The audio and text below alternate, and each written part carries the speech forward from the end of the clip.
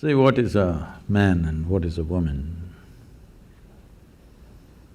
is a small difference that nature has introduced into a species just to address a certain aspect of our life. Essentially to address the reproductive aspect. When I say reproductive aspect, we all exist because somebody reproduced. Hello? Yes. Is it okay? If nobody was drawn to anybody, if nobody felt a bit horny, we wouldn't exist. Is this a guru speaking? We wouldn't exist, isn't it? Yes. Let's come to terms with this. We don't exist because out of their love for children they produce, no. They felt horny and here we are. There is no need to make our biology either filthy or raise it to another level. We just have to look at it for what it is. We have to come to terms with our biology, first of all. It's the most rudimentary thing, but unfortunately that's not happened to most human societies, that we have not come to terms with our biology. Body parts are ruling our minds. Yes? So it's from that context that you see this problem evolving, how to work together. I'm saying, please, if you find some gap in what I'm saying, because in a brief little bit of time, we are trying to say some profound things. Yeah. If you find a gap, you must ask a question, you must not conclude against me, okay? I can fill those gaps, but I'll create some gaps because… to go quickly. Essentially, why should it matter to you? Whether you… right now, you're a man or a woman, why should it matter to me? These things matter only in bathrooms and bedrooms. Why right now it should matter to me whether you're a man or a woman? Why can't I just treat you as just one more person? Hello? This is not against anybody, because we have made human biology so big in our minds.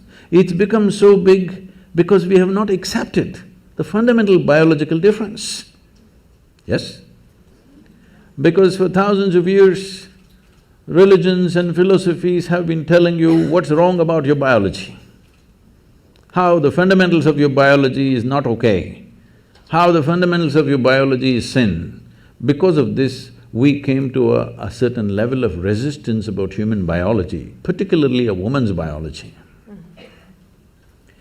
Because of this, these things have become big, because the nature of human mind is such, whatever you resist becomes the biggest thing in your mind. Right now, if I tell you as an experiment, next 10 seconds, nobody should think of monkeys. Try, please. You will only be thinking of monkeys. So this has become a crazy thing in the world. We have made human biology into such a big thing, a small difference between man and woman. We made it into such a big thing in our minds, we can't keep it down for a moment. Everywhere, wherever you are, you have to be conscious about somebody's body parts. Why? I can understand a 13, 14, 15-year-old boy, when you were 10, 11, everything was fine. Suddenly a little bit of your hormones hijacked your intelligence, and after that you just look like this. Every little bump on somebody's body looked like a world by itself. Till then you were quite okay. I think that happens at a certain point, but at least by 20, you must fix yourself. Again, you must become normal, you must be able to look at a human body just as it is, without giving it all kinds of meanings.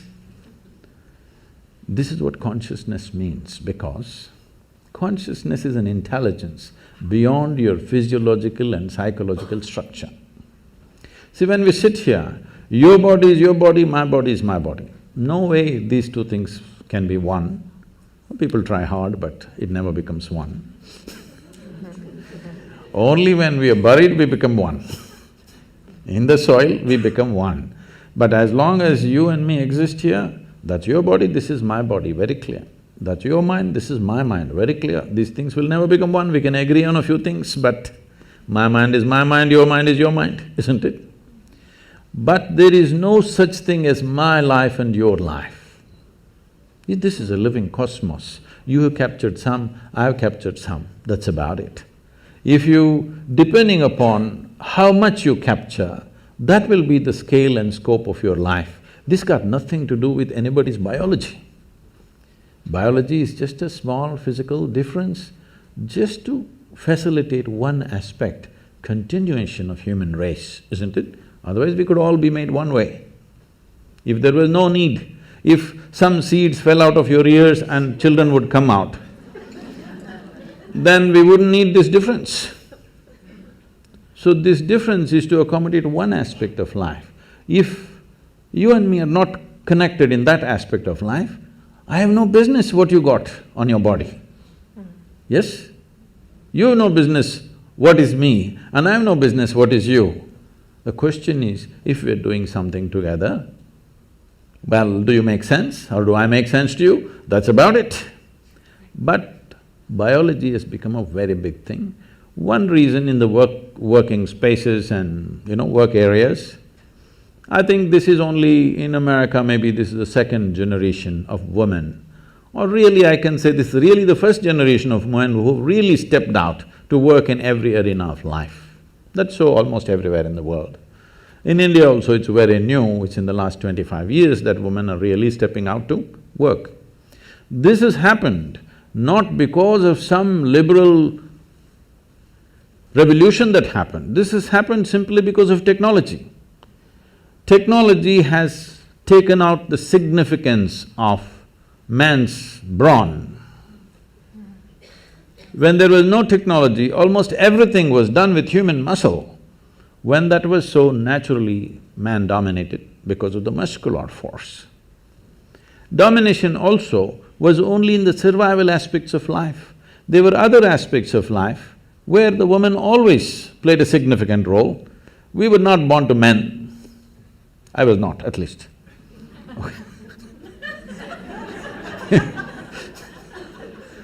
So, they always played a significant role, but roles were divided because economic aspect of life was largely muscle-powered. So, men dominated. Now with technology, muscle is of no great significance in today's world. So, naturally women are coming into this space. This should happen as simple evolution. No fight is needed, no revolution is needed. Once you see muscle is not significant, women will fill those spaces. It's anyway happening. There is no need to make a big thing about it. Exploitation.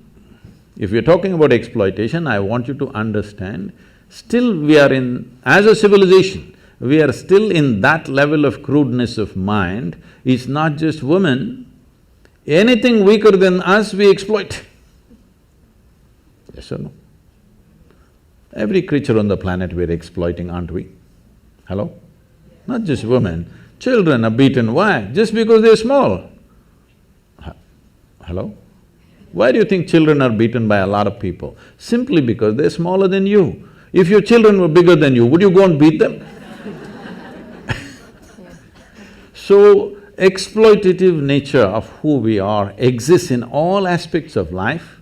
When it comes to women, probably that exploitation turns into takes on a sexual tone. But fundamentally what needs to go is this urge to exploit anything and everything which is little weaker than me. That should go. If that doesn't go, people will find devious ways to do the same damn thing. You can do as much as you want, you can fight as much as you want, but people will find devious ways to do the same thing, isn't it? So this urge, if somebody is little less stronger than me, I have to mess them in some way. This has to go. If this has to go, the most fundamental thing is just this, because today it's about consciousness. What consciousness means is, see, you have a body.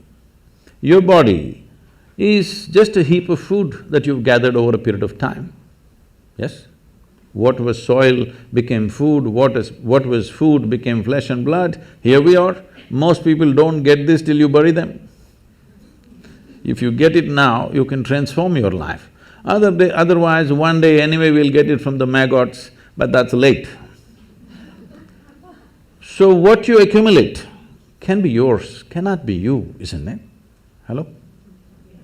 Whatever we accumulate, we can say this belongs to me. You cannot say it's me, isn't it?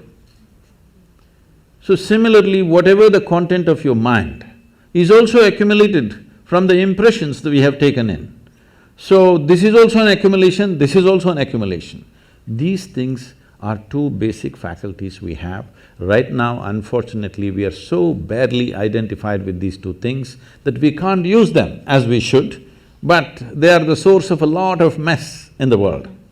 So when you say consciousness, you're talking about a dimension of intelligence which is neither of the body, which is neither of your mind, but it is the source of both the body and the mind. You just eat a piece of bread and it becomes human body. Hello? Happening, right? If I take a piece of bread in my hands right here and turn it into a human body, who would you think I am? Huh? Magician? Did you see a magician making a baby?